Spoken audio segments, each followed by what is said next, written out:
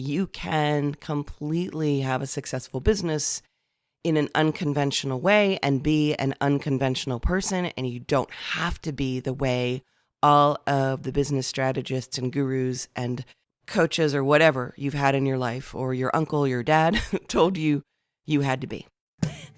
Welcome to the Soul-Sourced Podcast, unconventional business advice for the highly creative, secretly sensitive, and wildly ambitious entrepreneur. I'm your host, Kane. Let's do this. Hey everybody, welcome to episode number 8 of the Soul-Sourced Business Podcast, and we're going to do something totally different for this episode. And I know that's completely ridiculous. It's not like I'm, Joe Rogan or Oprah Winfrey. I'm on episode 8 of my podcast with a handful of listeners, and I'm like, wow, we're really going to change things up today. As if you're really, all established in my big, huge routine here. But what I'm going to do, I'm doing something different for 2 reasons here. First is I am heading to Nashville. After I record this, I am literally getting in my car. It's all packed up, and I'm heading to Nashville, Tennessee, which is a 5-hour drive from here, and I am recording the audio of my book. I managed to keep the audio rights from my publisher, and so I am doing the audio, recording it, and heading out.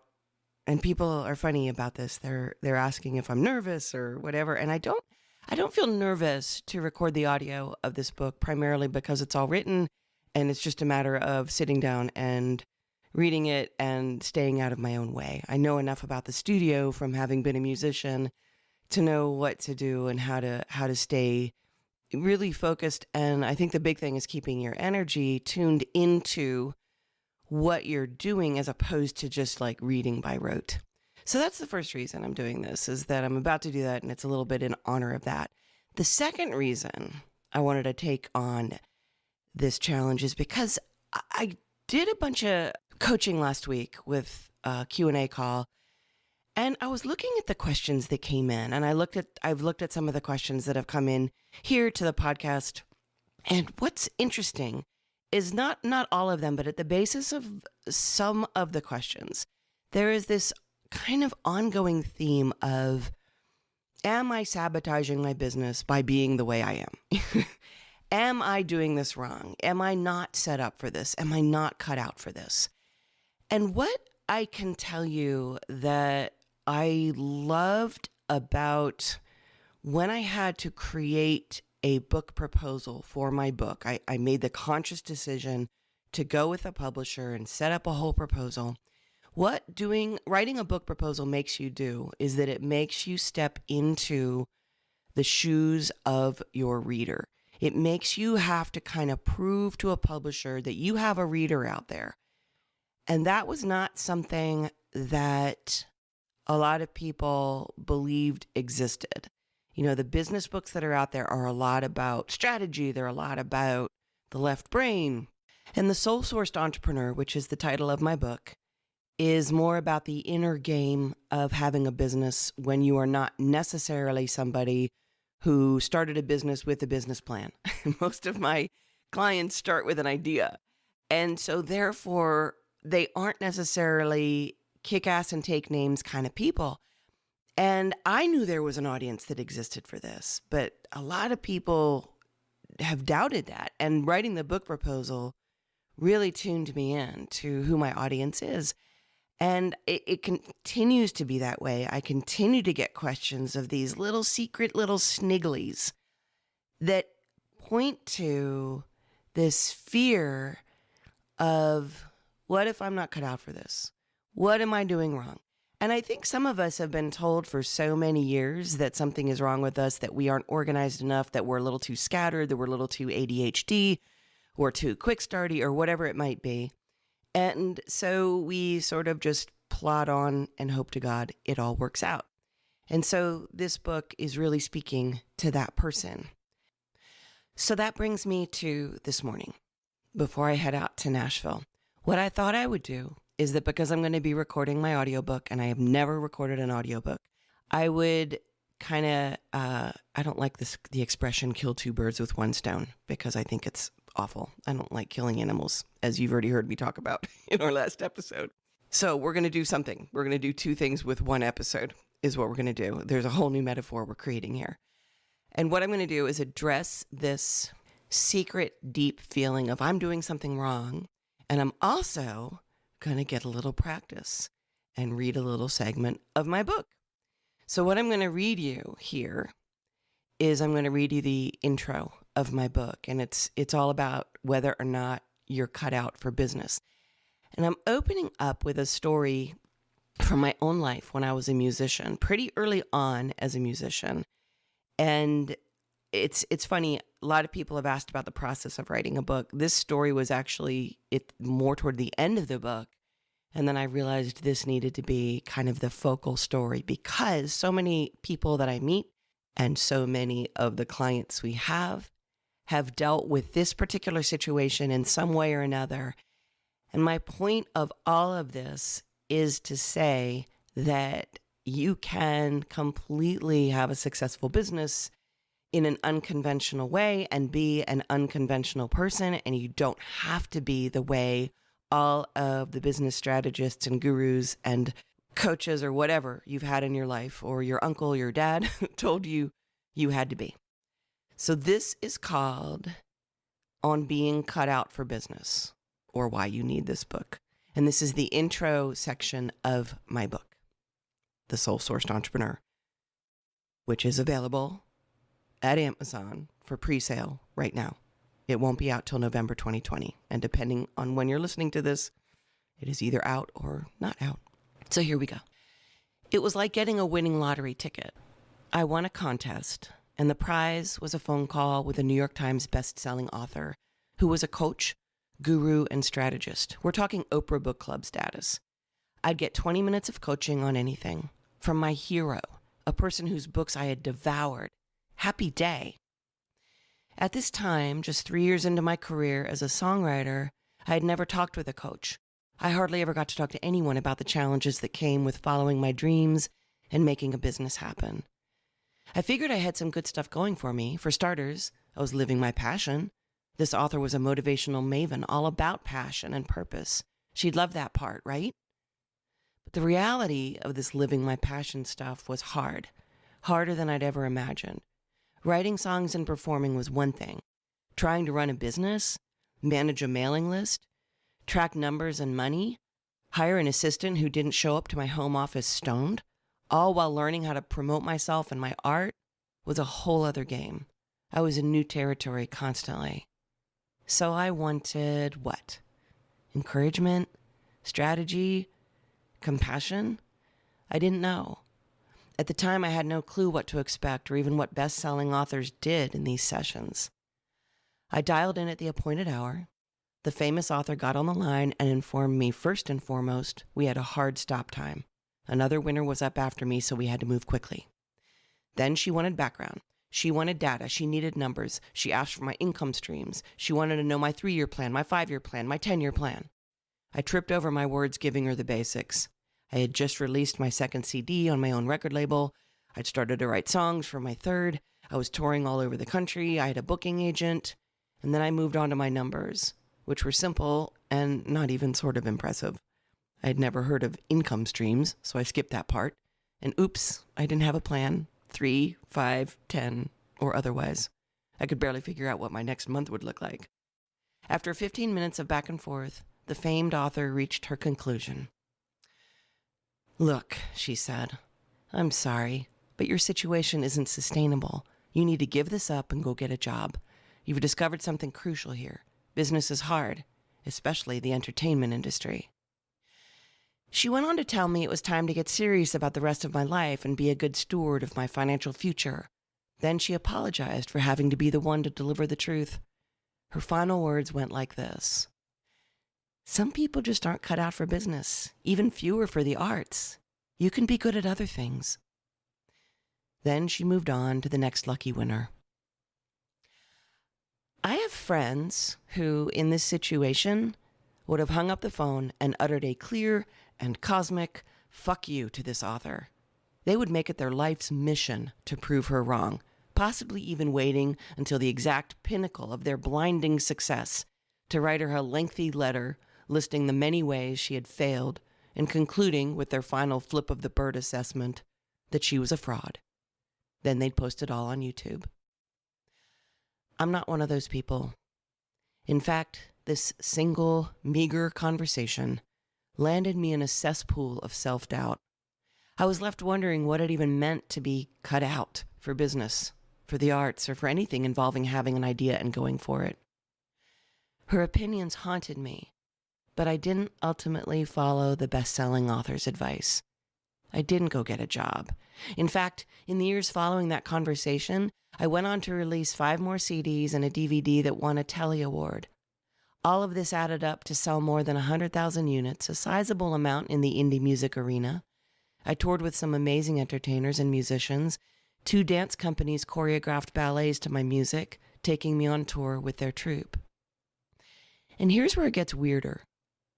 Along the way, fans with dreams of turning their ideas and side hustles into real businesses would wait until I'd signed CDs after my shows. Then they'd furtively ask for my advice. They wanted me to tell them how I'd done it. How had I built such a solid business while staying true to my art and myself?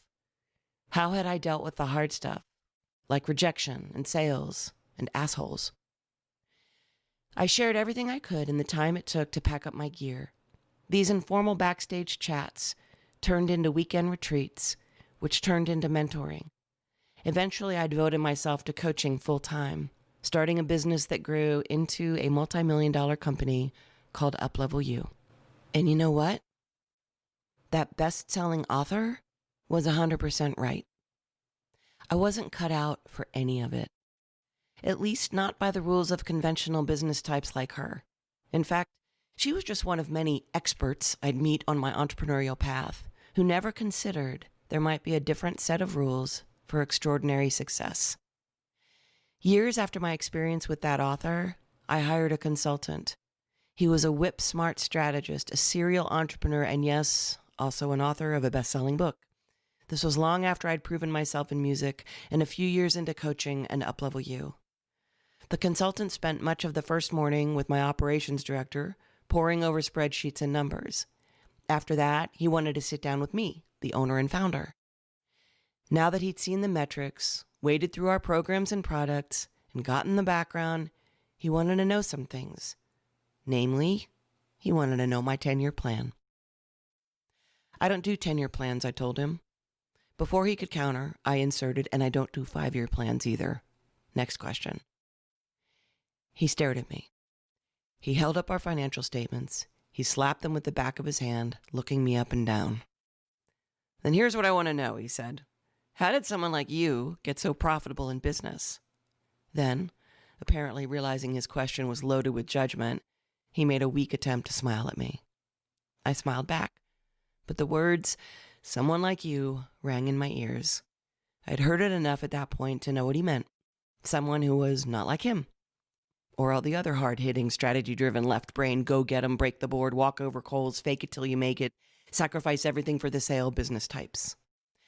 What he meant was someone who used words like intuition and instinct and soul a little too freely, while cringing at words like compete, dominate, crush, and blast. Someone who didn't plow forward on a linear path focused on a single and self-serving endpoint, and someone who used a clear and perhaps odd set of internal measures to guide next steps every bit as much as the usual external measures of money and numbers. What he meant was how could someone like me, or the thousands of clients Uplevel U attracts, become so wildly successful in their businesses? The answer to his question is what this book and my life's work are all about. If you've read this far, chances are you're no stranger to the struggles of starting or having your own business. It looks like this. You try. Hey, you're not lazy. You really want this to work. You've watched all the right TED Talks, done all the best launch programs, copywriting programs, selling from the stage programs.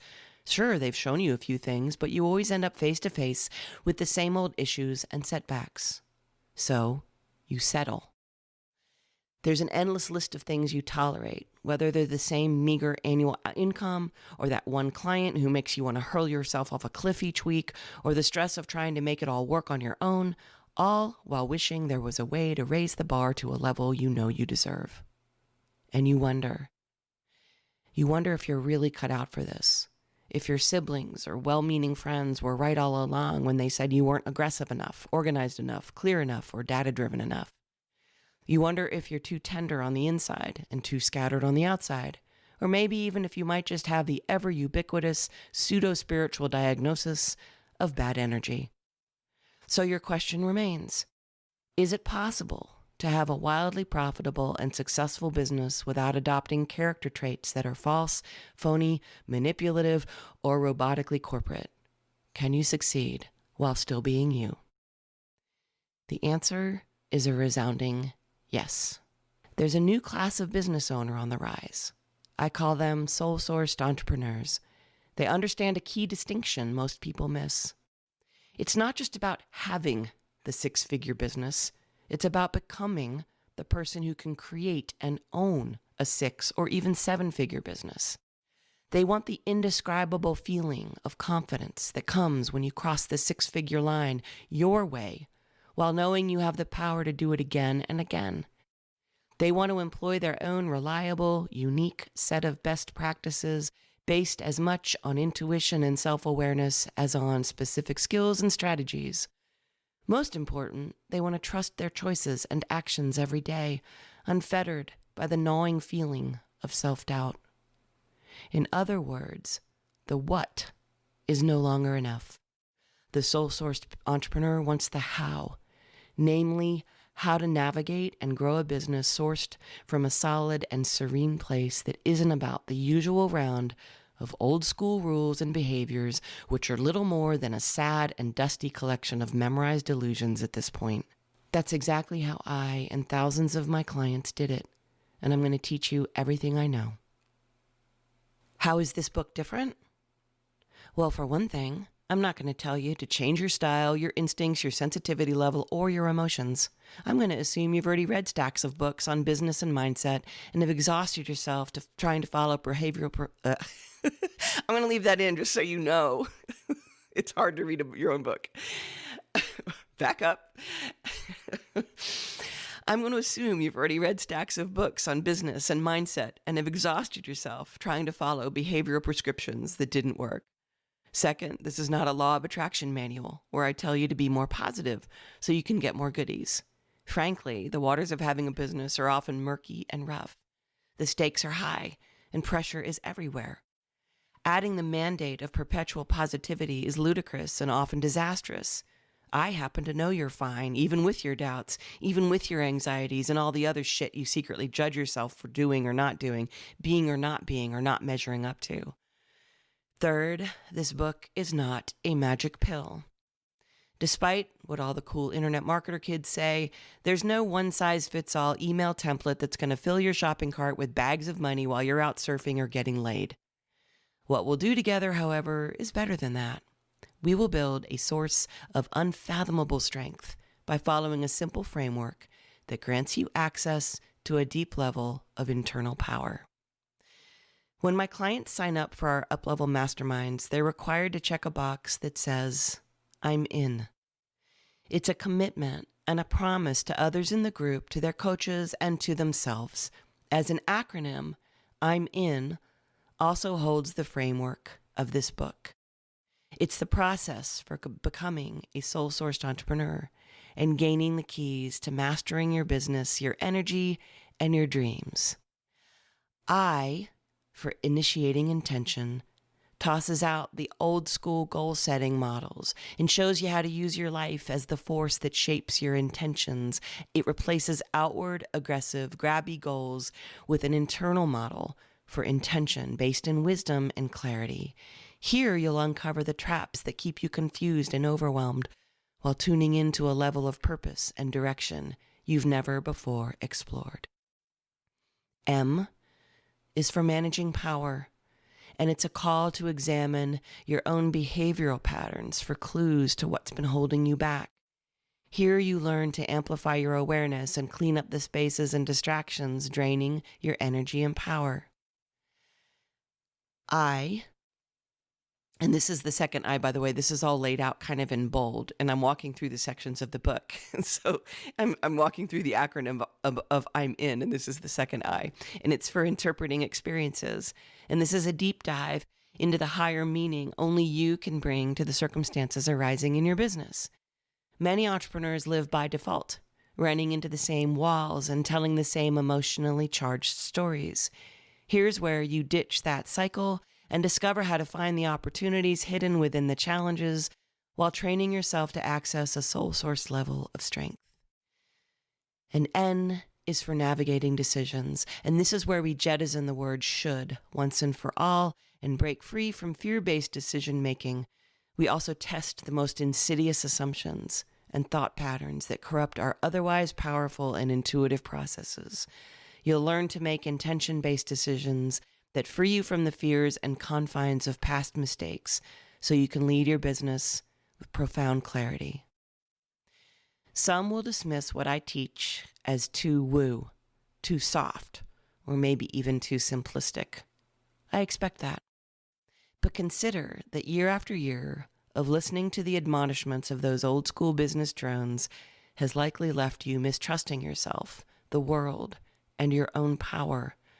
That's a horrible place to spend your time.